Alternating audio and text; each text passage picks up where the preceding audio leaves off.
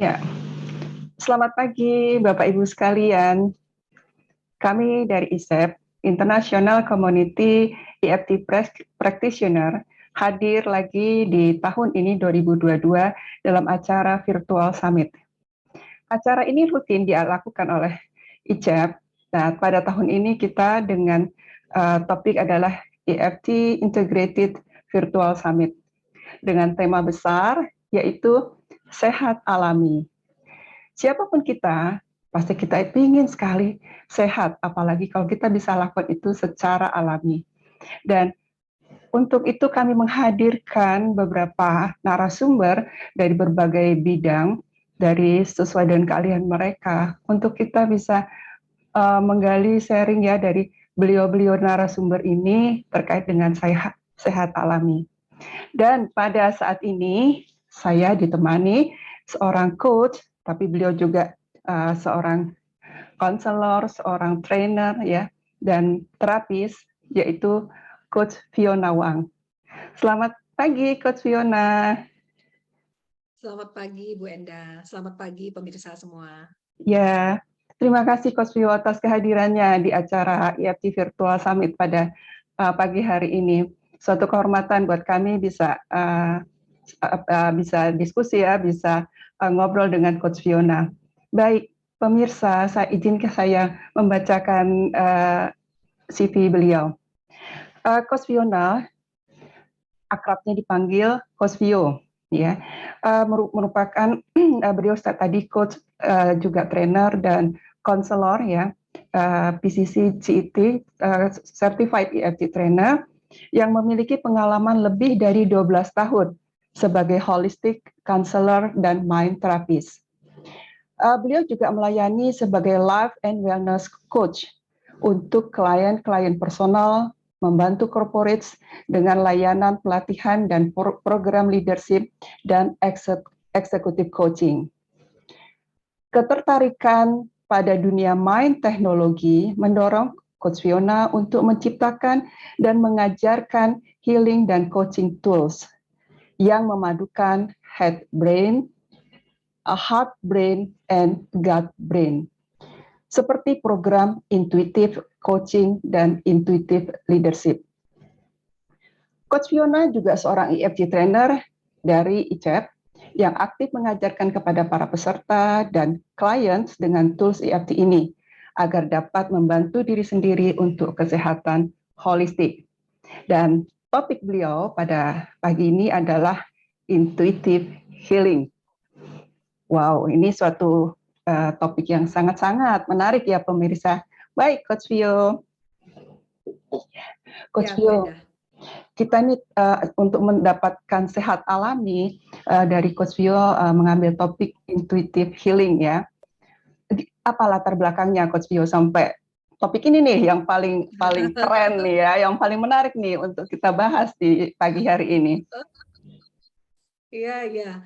Justru kata kunci dari sehat alami itu, Bu Enda, yang kemudian membuat saya mengangkat topik ini, intuitive healing.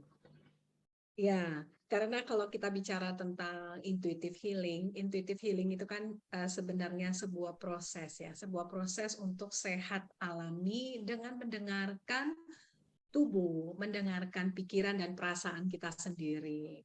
Jadi kayaknya cocok banget nih ketika Bu Enda bilang, Coach Pio topiknya tahun ini adalah tentang sehat alami. Wah, kalau begitu saya ingin diskusi tentang intuitive healing saja. Bagaimana supaya kita bisa menjadi sehat dengan mendengarkan suara dari dalam. Itu Bu Enda yang mendorong kenapa topik ini yang diangkat. Oke, jadi ya. Tidak jauh-jauh dari diri kita sendiri ya Coach Vio ternyata. Ya, betul. Jadi memberdayakan diri kita sendiri ya untuk kita bisa sehat alami. Oke. Bisa dijelaskan lebih detail Coach Vio apa itu intuitive healing ini? Oke. Jadi kalau misalkan kita bicara bahwa intuitive healing adalah mendengarkan tubuh, pikiran, dan perasaan sendiri, mendengarkan yang seperti apa? Mungkin itu kemudian pertanyaan yang timbul ya. Nah, bagaimana kita tahu apa sih sebenarnya yang dikatakan oleh tubuh, pikiran, dan perasaan kita? Nah, ini kita bisa trace back sebenarnya. Trace back dari apa? Dari bagaimana kita merespon kejadian-kejadian di dunia ini yang kita jumpai sehari-hari. Bagaimana kita dalam speaking and behavior-nya itu sebenarnya berbicara tentang apa yang ada di dalam. Jadi yang kita pancarkan keluar itu sebenarnya adalah merefleksikan saja apa yang ada di dalam, gitu ya. Nah, intuisi kita bisa kita dengarkan untuk mendapatkan sebenarnya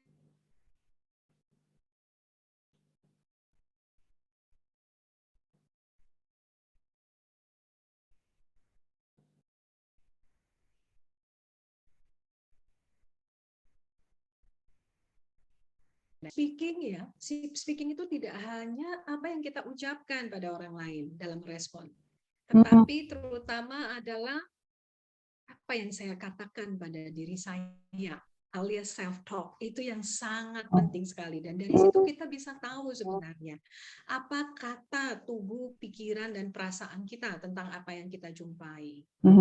Nah, self-talk inilah sebenarnya apa yang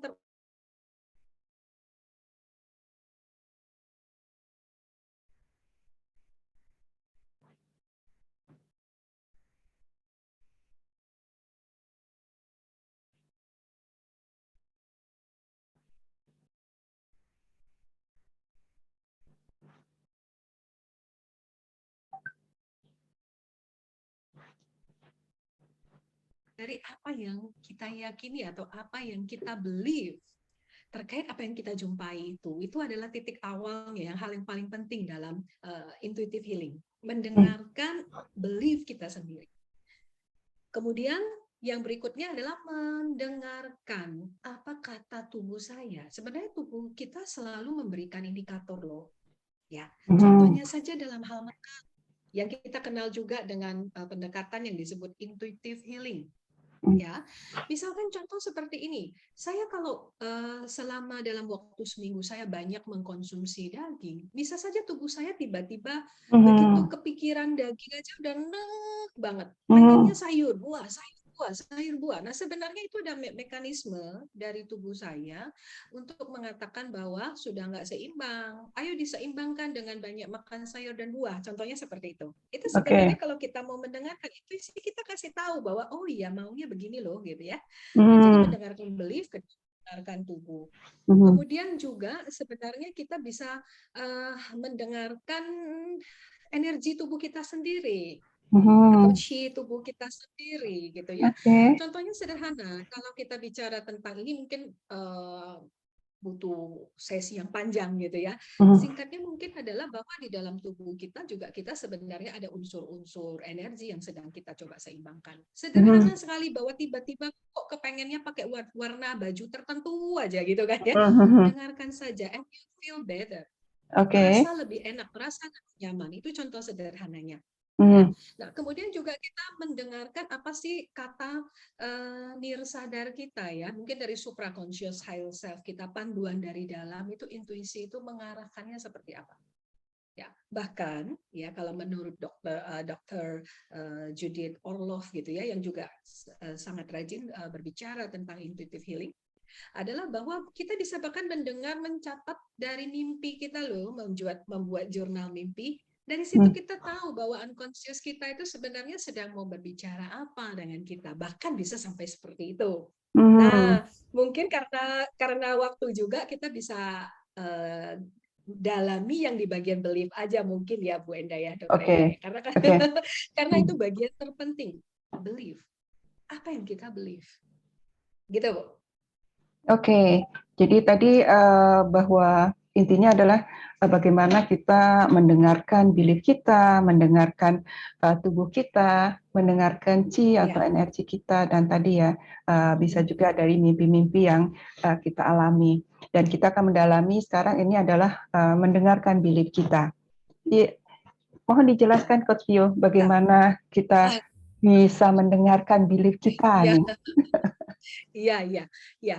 Nah, tentu sebuah belief ada di dalam diri kita itu karena sebuah pengalaman kita ya, Bu Enda ya, Hmm, pengalaman dari sejak kita kecil, dari apa yang kita secara langsung kita alami, hmm, kemudian kita kemudian mengambil kesimpulan bahwa itu adalah sesuatu yang benar dan akhirnya menjadi belief ketika hmm, terakumulasi semakin menguat dan menguat. Nah, itu juga kita bisa dapatkan dengan tidak langsung, tidaklah dari pengalaman kita, tetapi dari doktrin misalnya, dari kata-kata atau otoritas dalam hidup kita, misalnya orang tua, gitu kan ya, hmm, dan hmm. sebagainya. Akhirnya tertanamlah belief-belief itu. Nah, itu seperti panggung yang kita gunakan untuk pementasan hidup gitu ya. Sayangnya belief yang kita pegang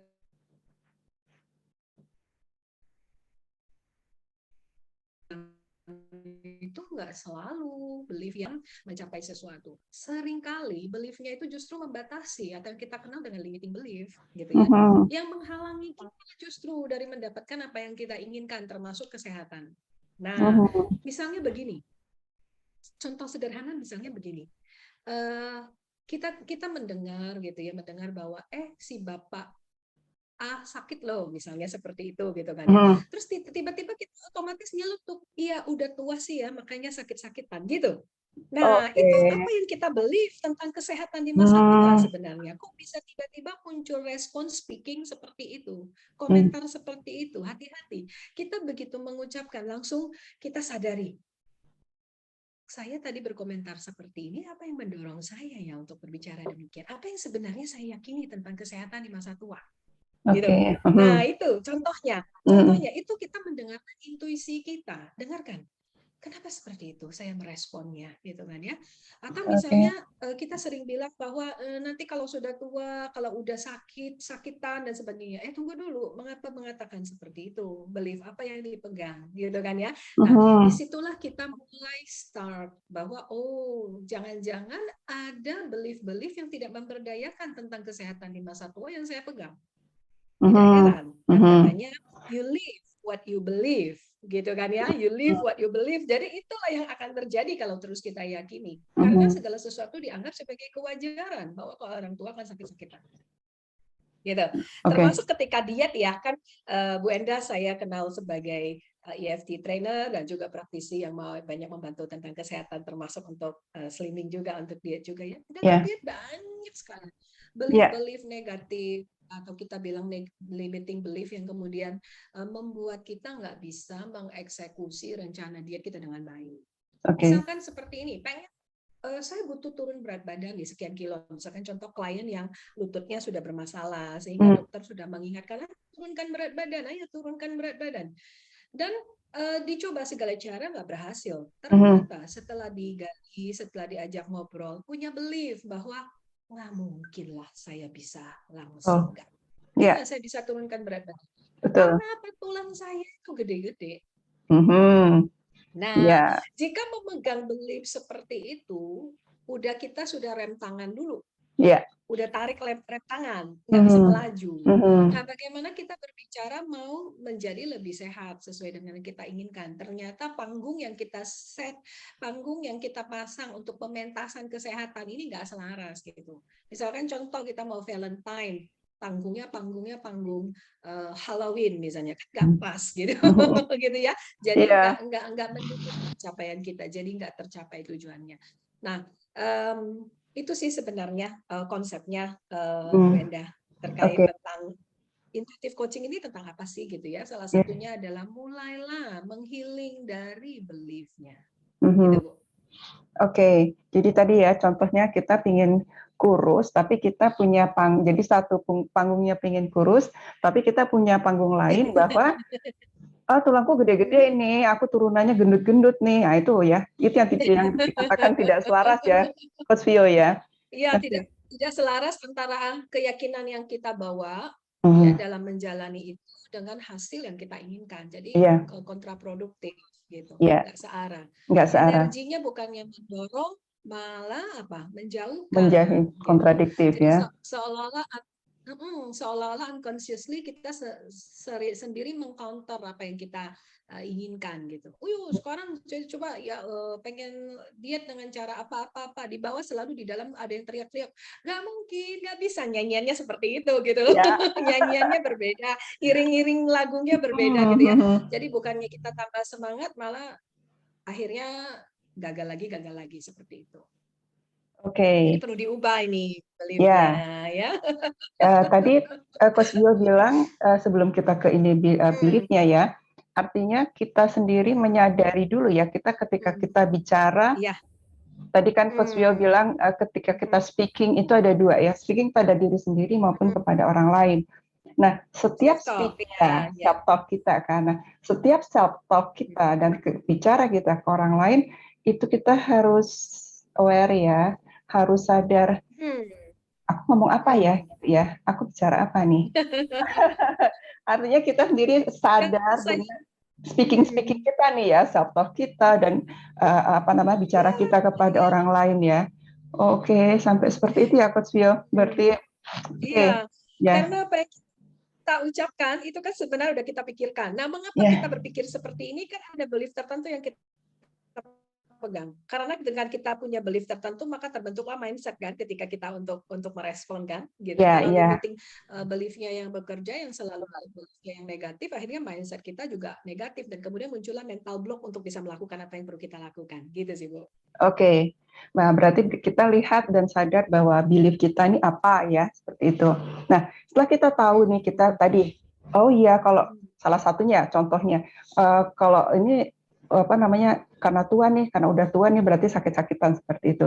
Berarti kita punya belief yang kontraproduktif ya. Nah, bagaimana Coach Vio caranya kita mengelola belief-belief kita yang kontraproduktif ini supaya kita ujung-ujungnya kita bisa sehat ya, bisa selaras dengan tujuan-tujuan kita, terutama tadi topiknya adalah di sehat alami ini.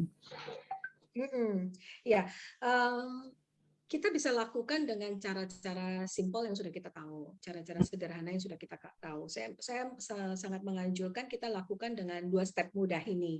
Step yang pertama adalah kita mengajukan pertanyaan-pertanyaan kritis Bu, untuk menggoyang beliefnya dulu. Untuk menggoyang pertanyaan kritis, mungkin saya sambil berikan contohnya gitu ya, contohnya. Misalnya kita ambil case apa gitu ya. Ambil case-nya adalah ini, nyambung yang tadi kita sedang bahas tentang diet gitu kan ya. Belief-nya saya nggak akan bisa langsing atau menurunkan berat badan saya karena memang genetiknya begitu. Orangnya saya kan besar-besar kan gitu kan ya, seperti itu kan ya belief-nya kan ya. Nah, jadi kita perlu belajar self coaching sih. Self coaching ini untuk healing ya, untuk healing dalam konteks ini. Kita menanyakan pertanyaan-pertanyaan kritis untuk apa? Untuk menggoyahkan belief kita yang limiting ini sehingga nanti kita akan bisa menggantinya dengan belief yang baru, belief yang lebih memberdayakan. Ya. Pertanyaannya misalnya seperti ini. Sudah berapa lama ya saya memegang belief ini, gitu kan ya? Saya punya pikiran seperti ini ya, bahwa saya nggak akan pernah bisa kurus gitu kan ya, atau nggak bisa pernah langsing gitu kan ya. Emang sudah berapa lama sih saya punya belief ini? Tanya ke diri sendiri. Sejak kecil. Kita bisa catat sejak kecil. Emang belief ini asalnya dari mana sih? Kok saya punya ya pikiran seperti ini? Belief ini asalnya dari mana sih? Ternyata suka dengar dari orang tua, suka dengar dari orang-orang rumah, gitu kan? Bahwa iya kita memang tulangnya besar-besar, misalnya seperti itu. Kita catat, gitu ya. Kemudian kita tanya lagi, belief ini valid nggak? Bisa dipertanggungjawabkan nggak? Ya ke diri sendiri, gitu kan? Ya pasti benar nggak? Tentu sih. Kita tidak tahu orang tua kita mendengarnya dari mana. Itu bisa saja asumsi mereka saja kan, gitu kan ya. Belum tentu sudah ada yang sedang dibicarakan. Nah, jadi kita bisa jawab tuh, belum tentu loh, belum tentu benar loh. Ini bisa saja salah loh, gitu kan ya. Jadi udah mulai goyah, itu bukan lagi sebuah kebenaran, tetapi ini hanyalah sebuah pendapat dari orang tua kita dulu, gitu kan ya. Kita scan dulu. Terus tanya, keuntungannya apa sih saya punya belief ini? Ternyata nggak ada. Kok nggak ada? Hambat saya untuk bisa menurunkan berat badan yang sudah disarankan oleh dokter, gitu kan ya. Tidak ada keuntungannya. Oke. Nah, tanya lagi, memang belief ini bisa mendukung pencapaian hidup kamu, pencapaian tujuan kamu? Enggak. Justru itu sebaliknya, menjauhkan saya dari apa yang perlu saya capai. Gitu. Nah, itu kan ya. Jadi udah semakin kuat nih. Lalu untuk apa belief ini dipegang? Kan gitu ya. Nah, sebagian orang itu kalau ditanya tentang keuntungan, ditanya tentang pencapai tujuan, itu biasanya nggak terlalu relate karena memang kita tipenya dua. Kalau dari meta program kan ada orang yang memang sangat towards ya, dia bisa ditanya tentang mendukung pencapaian tujuan dan lain-lain. Sebaliknya kan ada orang-orang yang agak away from, dia justru perlu ditanyanya adalah di challenge-nya adalah emang kerugiannya apa kan gitu ya. Nah, jadi kita bisa tanyakan juga gitu ya. Kalau kita tahu kita ini tipe mana gitu, kita bisa tanya juga. Ada ruginya nggak sih saya punya belief ini? Rugi banget karena saya jadi kemudian sulit menurunkan berat badan gitu kan. Padahal saya perlu untuk kesehatan saya sekarang. Nah, gitu. Jadi kerugiannya ada nih ternyata. Lalu kalau saya pegang belief ini terus, ya ini menghambat pencapaian tujuan hidup saya nggak sih? Kayak gitu ya kira-kira ya Bu Enda ya. Menghambat nggak sih dalam hidup saya? Iya, menghambat. Karena kamu jadinya nggak bisa lebih fit, nggak bisa menurunkan berat badan dan lebih sehat, lebih fit. Oke, berarti untungnya karena ada, ruginya banyak. Lalu untuk apa saya pegang belief ini? Masih mau pegang belief ini? Enggak, diganti aja. Oke, kalau mau diganti dengan belief yang lebih memberdayakan seperti apa? Belief yang bisa mendukung pencapaianmu seperti apa? Oke, misalnya saya buat statement, saya bisa melangsing dengan nyaman dan menyenangkan struktur tubuh termasuk tulang saya yang besar-besar ini, gitu. Jadi beliefnya diganti. Yang tadinya saya nggak akan bisa melangsing, sekarang saya bisa. Saya mampu melangsing dengan nyaman dengan struktur tubuh termasuk tulang yang besar-besar ini yang saya punya, saya tetap bisa. Ya kan? Kita juga bisa perkuat begini. Ada nggak orang lain yang tulangnya juga gede-gede tapi langsing? Ternyata banyak. Lalu mereka bisa, saya enggak. Nah, beliefnya makin kuat. Seperti itu caranya, gitu kan ya. Nah, itu kita kemudian ubah seperti itu. Nah, pertanyaan-pertanyaan kritis ini sangat bisa kita ajukan ke diri sendiri untuk menggoyang belief yang nggak mendukung, kemudian mulai menanamkan alasan mengapa saya butuh belief baru. Sampai kemudian kita udah terbentuk nih beliefnya kayak gimana nih, gitu ya. Intuisi kita mengatakan, ya bisa. Nah, dengerin dulu, damai dulu. Kadang ketika kita punya belief baru, seringkali belief ini masih lemah dalam diri kita. Yakinnya tuh masih kecil banget gitu ya. Nah, kan tidak jarang unconsciously kita bisa tidak yakin sendiri. Jadi keyakinannya tuh masih kecil banget. Ya. Jadi kita lakukan sesuatu supaya belief baru yang kita tanam ini bisa mengakar dengan kuat dan bertumbuh gitu ya. Bertumbuh menggantikannya. Caranya gimana? Nah, kita punya tools yang luar biasa. Kita punya pendekatan emosional, ya, freedom teknik. Kita punya teknik EFT yang kita gunakan. Jadi kita bisa tapping. Bahkan jawaban-jawaban yang tadi kita tulis dalam menggoyang belief tadi, itu kita bisa rumuskan jadi script. Bisa, kita rumuskan jadi script untuk kita masukkan di tapping. Nah, tappingnya bagaimana? Seperti tujuan yang tadi kita bisa lakukan dua kali gitu kan ya, beberapa putaran kita bisa lakukan. Tujuan yang awal, tapping yang awal adalah buang dulu belief lama gitu. Tapping, buang dulu belief lama. Nah, lalu kemudian install belief baru, itu bisa kita lakukan untuk memperkuat belief itu tertanam dengan cepat gitu ya, lebih cepat dan lebih kuat. Nah, atau begini, ketika kita mengucapkan belief yang baru, rasanya gimana? Dengerin lagi intuisinya.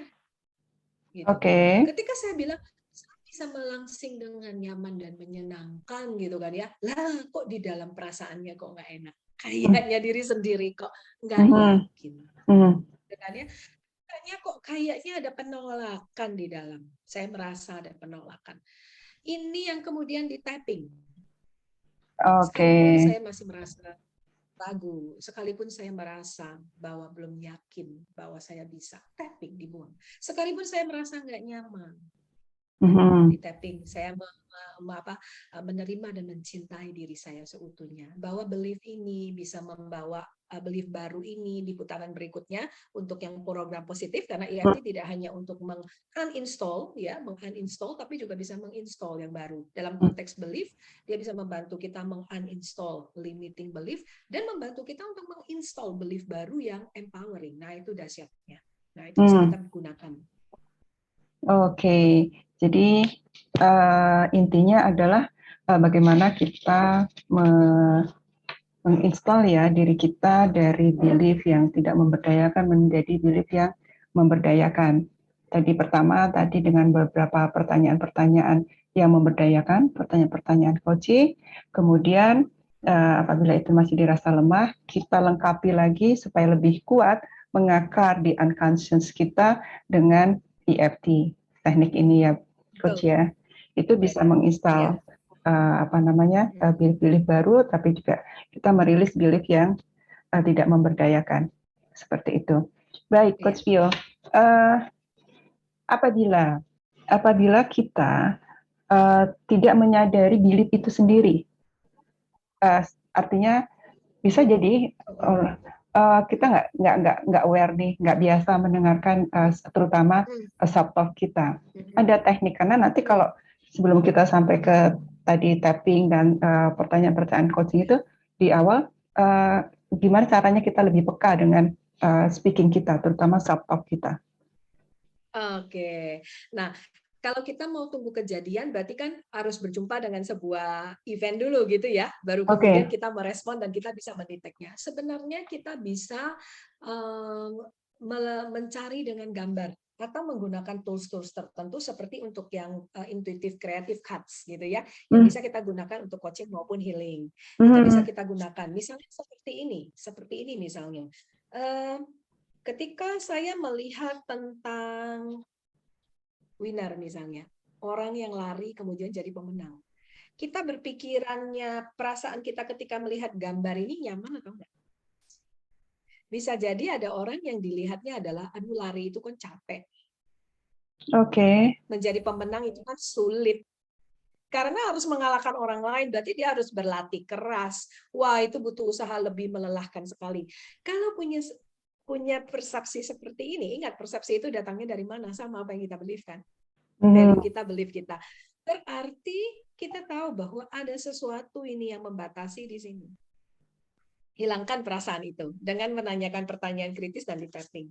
Termasuk ketika misalnya lihat orang yang lagi santai dan rileks misalnya. Terus yang pikiran yang muncul gini, aduh saya mah nggak punya waktu untuk leha-leha seperti ini. Saya stres banget setiap hari, pekerjaan saya banyak, saya nggak punya waktu untuk istirahat. Kita tahu dong kira-kira apa yang mungkin terjadi gitu kan ya. Oh berarti kan merasa sangat sibuk sampai tidak punya waktu untuk istirahat. Ya jadi tidak heran juga kalau kemudian merasakan stres, capek dan sebagainya. Jadi ini dulu dibuat bisa istirahat dulu, jangan punya belief di dalam istirahat itu dosa loh. Salah loh. Ada orang banyak yang merasa bersalah kalau tidur siang itu merasa bersalah, banyak loh Bu Enda. Klien-klien tidur siang itu merasa, aduh tidur siang, kayaknya waktu produktif yang harusnya untuk kerja kok malah dipakai untuk tidur. Lupa bahwa kita manusia ini perlu di-recharge. Ya.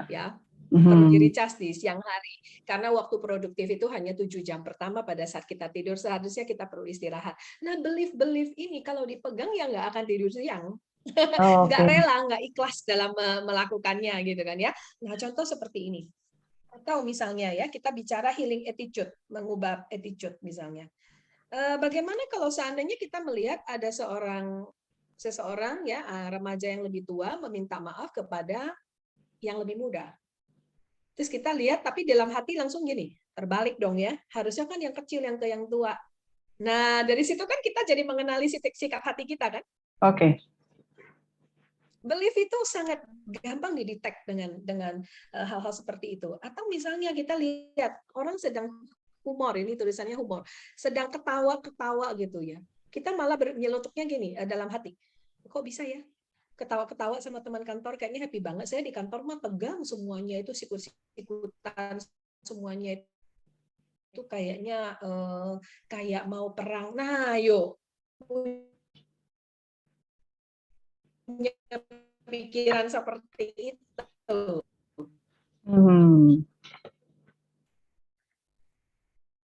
Bu Enda bisa mendengar saya? Oke. Ya. Sorry, kayaknya sempat lag ya. Ya. Oke, seperti itu Bu Enda. Nah, jadi sebenarnya kita nggak hanya melalui kejadian, bahwa kita bertemu dengan sebuah kejadian, kemudian kita merasa seperti itu. Kita bisa membayangkan juga. Sebenarnya gambar kan mewakili gambaran yang ada di kepala saja kan? Oke. Gitu kan ya, mewakili gambaran. Nah, itu hal-hal yang bisa kita lakukan sebenarnya kalau untuk healing. Ya, kalau misalkan klien-klien saya yang ke tempat saya, kalau saya menggunakan kartu intuitif kreatif ini untuk healing, saya akan memperlihatkan kepada mereka gambar-gambar gitu. Misalkan tentang pasangan, kita bicara relationship healing gitu ya. Tentang pasangan, apa yang dia believe tentang hubungan ini, ya ada pria dan wanita kemudian berrelasi, apa yang di-believe tentang relasi. Dari situ kita bisa mendengar ceritanya, kedengaran value dan belief-nya semuanya kedengaran, ketangkap. Nah, dari situlah kita kemudian bisa dilanjutkan dengan kita coaching dulu. Gitu kan ya, sudah berapa lama punya belief seperti ini, itu tadi pertanyaan-pertanyaan kritis itu. Nah kemudian setelah kita dapatkan apakah ini bermanfaat, ternyata beliefnya enggak. Misalnya gini, aduh ini semuanya ini banyak ya kalian bilang begitu, semua orang nggak ada yang baik katanya, laki-laki itu pembohong misalnya kayak gitu ya. Jadi punya belief seperti itu. Ada bagaimana membangun relasi kalau membawa belief seperti itu, di healing dulu. Tentu itu sesuai dalam intuitive healing. Mendengarkan belief itu paling penting. Ya, baik, Coach Vio, bisa tadi ya diringkas dari top diskusi kita. Mungkin pertama adalah tadi kita udah tahu nih intuitive healing dan apa saran-saran Coach Vio buat pemirsa bagaimana kita mengenali belief kita dan kita bisa mengatasi belief-belief yang tidak memberdayakan, ujung-ujungnya supaya kita sehat tadi ya. Bisa diringkas, Coach Vio? Ya, jadi pertama sehat alami adalah tentang apa yang kita belief tentang sehat alami itu dulu. Ya, apakah belief kita masih bahwa sehat alami itu sulit, nggak bisa, gitu kan ya, perlu dibantu dengan harus ada obat-obatan, harus ada suplemen dan lain-lain misalnya seperti itu. Nah, itu mungkin kita bisa jadi titik start untuk kita mulai healing dulu. Ya, dengan mempraktekkan pertanyaan-pertanyaan pertanyaan-pertanyaan kritis tadi. Kemudian kita rasakan sampai kita merasa nyaman. Karena pikiran boleh saja merumuskannya, hati perlu percaya. Karena kalau hati tidak percaya, maka tidak akan terjadi. Gitu ya. Nah, intuisi adalah sebuah keputusan yang sudah kita buat di bawah sadar. Apakah keputusannya sudah mendukung apa yang kita inginkan? Jika belum, jadikan itu priority untuk kita ubah dulu. Ketika belief yang kita pegang sudah align dengan tujuan kita, sudah selaras ya, mendukung ya, maka semuanya pasti akan sangat mudah berjalan dengan baik dan menyenangkan. Gitu Bu Enda. All the best buat pemirsa semua, sehat bahagia selalu untuk Bu Enda juga. Terima kasih Coach Fiona. Baik pemirsa, tadi begitu ini ya, dalam ya bagaimana kita untuk sehat alami tidak jauh dulu dari diri kita sendiri, kita mengenal diri kita mendengarkan apa yang ada di dalam diri kita, self-talk kita, dan sebagainya, sehingga kita bisa paham belief kita. Yang terutama kalau itu tidak memberdayakan, kita ganti itu dengan memberdayakan, terutama untuk kesehatan kita. Dan tadi Coach Vio sudah kasih cara-caranya, tipsnya. Semoga ini bisa menjadi pengetahuan, menjadi menambah skill kita untuk kita lebih berdaya dan kita lebih sehat. Semoga bermanfaat. Amin. Terima kasih Coach Fiona atas sharingnya. Sehat selalu, sehat, sukses, bahagia. Terima kasih Coach Fiona. Selamat siang Bapak Ibu sekalian. Terima kasih atas kehadiran dan perhatiannya. Sampai ketemu di acara Virtual Summit berikutnya. Selamat pagi.